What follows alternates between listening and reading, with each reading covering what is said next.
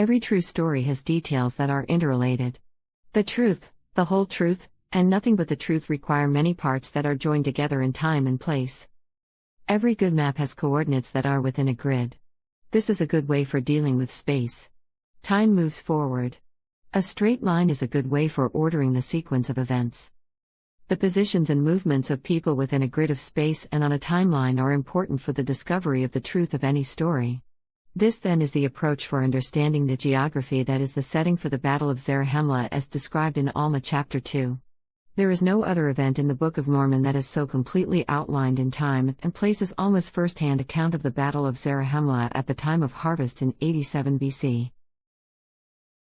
Using a text that is 2,107 years old, it is possible to create a space that has cells of 1 square mile, and a timeline of 1 day, 1 night, and another day.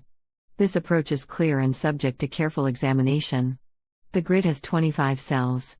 The time is 36 hours.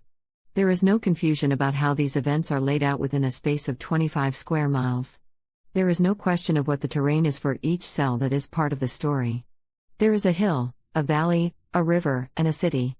There are more than 100,000 people who are in 4 distinct groups who are moving within the grid of space and on the line of time. The requirements of the story are so clear. Once we discover the place and time, there is no other geography in the world that will satisfy the physical requirements for the Battle of Zarahemla. The grid for the story is determined by the ability of large groups of people to move in space along a timeline that is limited by 1 day, 1 night, and another day. The story is then set within the grid of 5 miles by 5 miles. The story starts at the time of harvest in the year of 87 BC.